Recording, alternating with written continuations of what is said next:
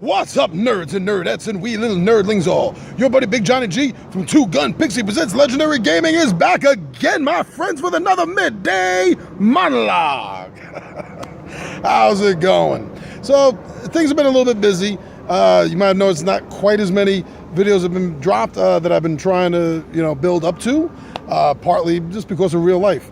My best friend's wedding, and then Comic-Con, my anniversary coming up. Things definitely, real life. It happens. But between all this, I'm still doing my best, bringing you guys videos when I can. Just dropped one this morning, an unboxing of a game that I got at Comic-Con this year. And that's actually what I want to talk about.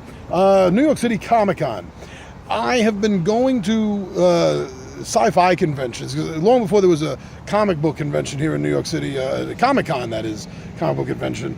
I've been going to, as long as I can remember, the Starlog used to host sci-fi conventions back in Penn Plaza. I used to go to when I was a kid, so I've been doing these for a long, long time.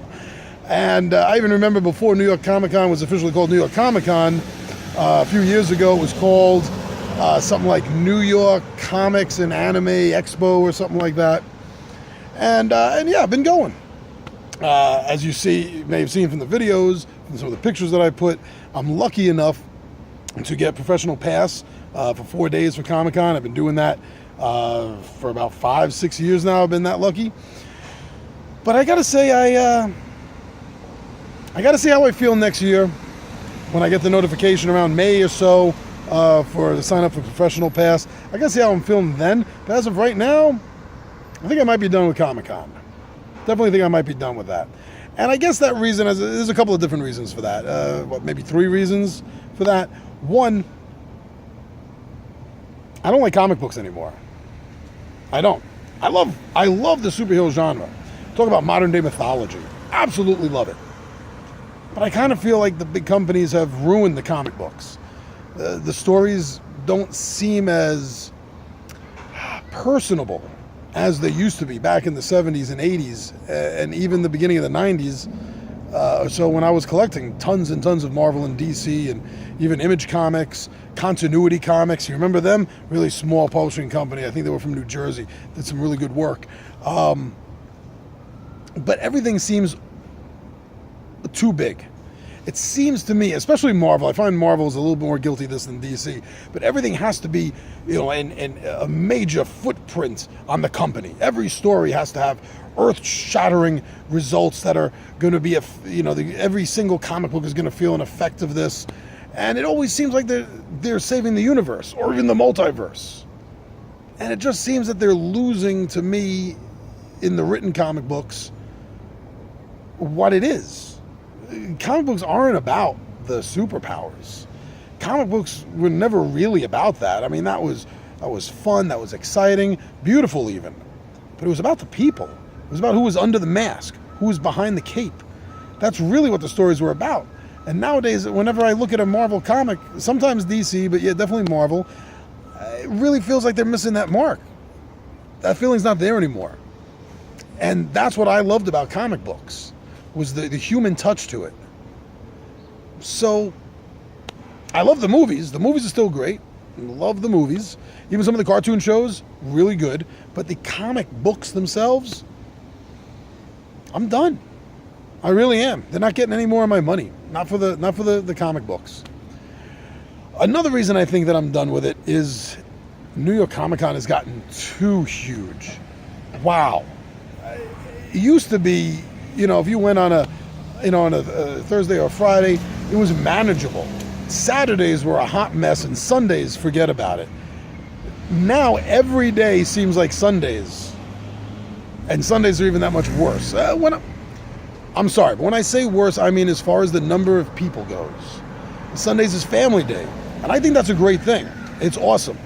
Bring the families together, make it a family outing, get the whole family involved in it. There's nothing wrong with that.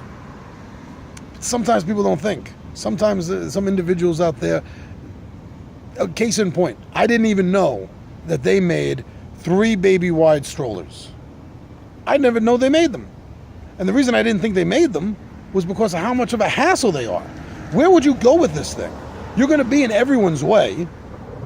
And I found out that they make 1, 2, 3 wide baby strollers because there was someone walking around Comic-Con with that, which means they were the line.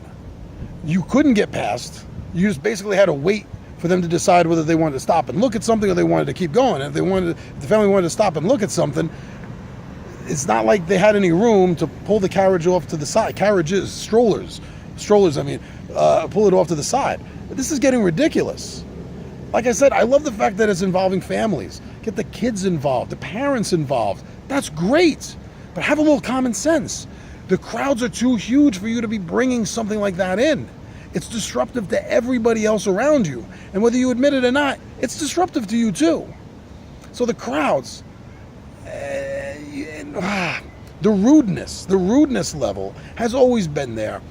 And I'm not going to hold that against Comic-Con because you find that pretty much any large gathering of human beings, there's going to be levels of rudeness. But it's gotten worse. It's gotten to the point where it's ridiculous. It really is. And it makes me not want to be there. And I guess the third reason is that every year, and I've noticed this for the last 3 or 4 years, every year there's less board game dealers there. And that's really what I go there for. Because when I started going, there was a ton of board game displays there.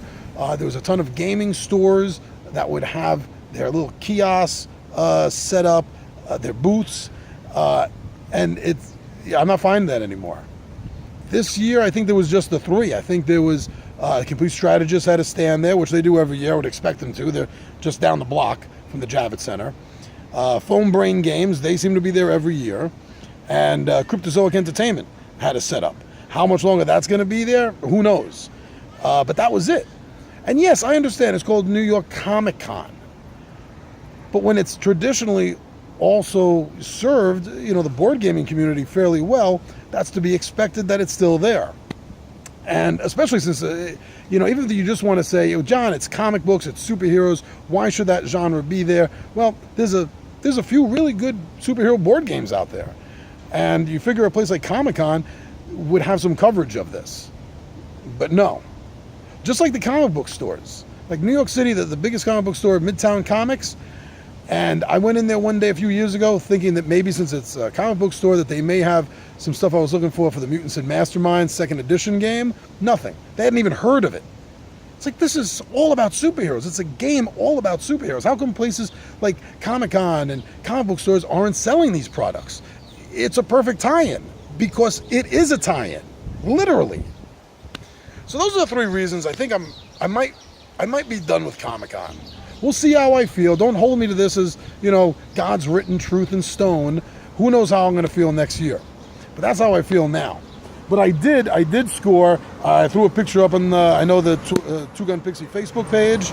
Wow, I might have forgot to put it up on the Twitter page. I'll take a look. If I did forget, I'll throw it up.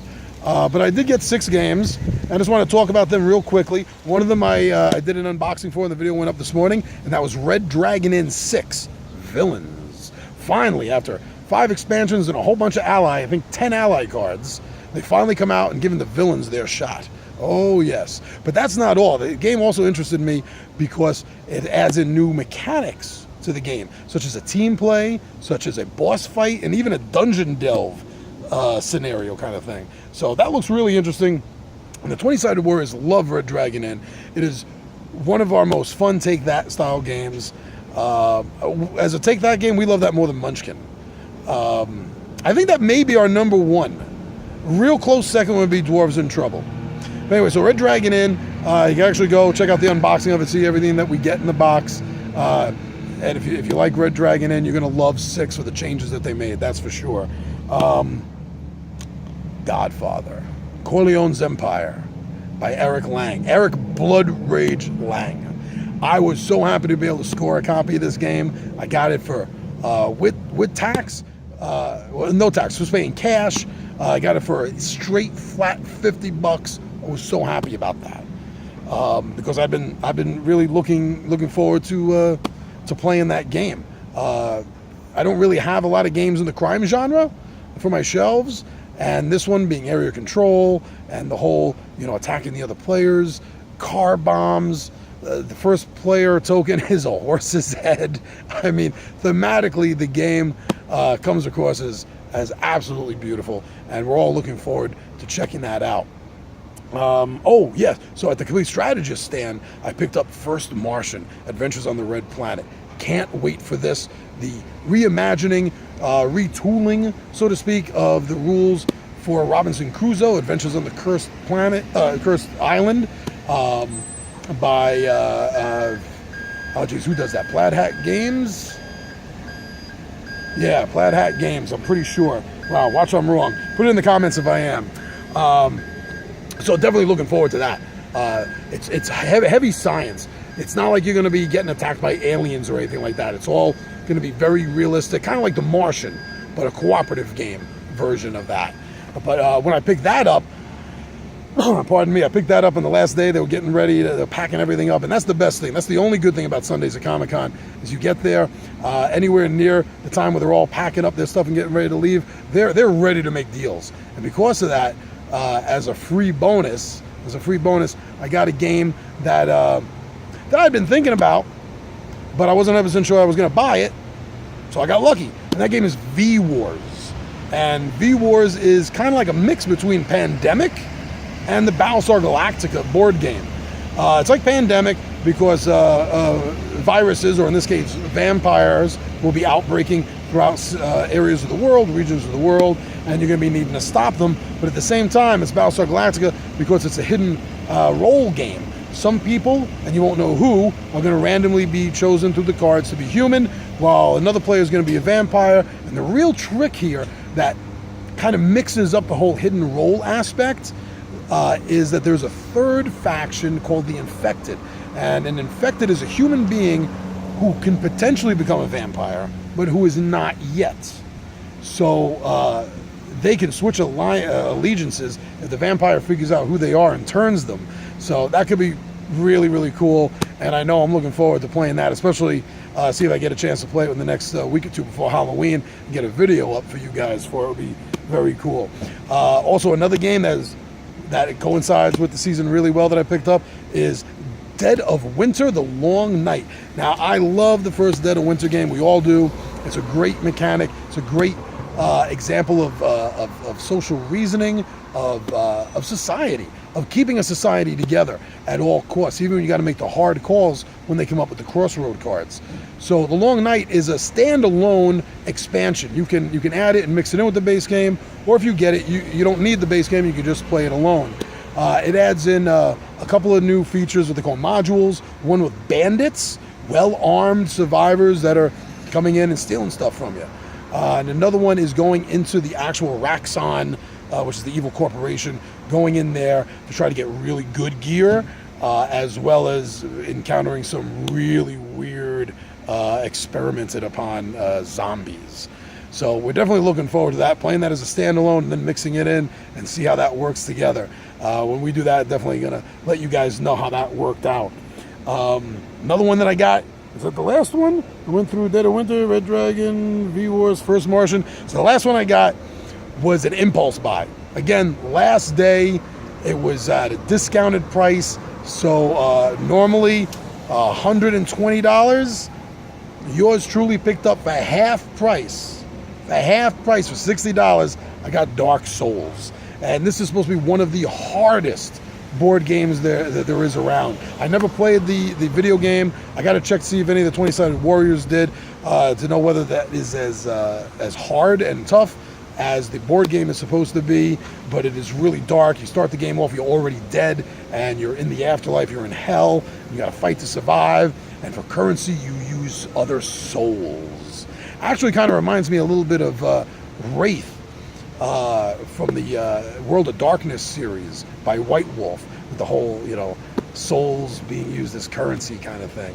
Very cool. We're totally looking forward to checking that out, especially since it really wasn't on the radar.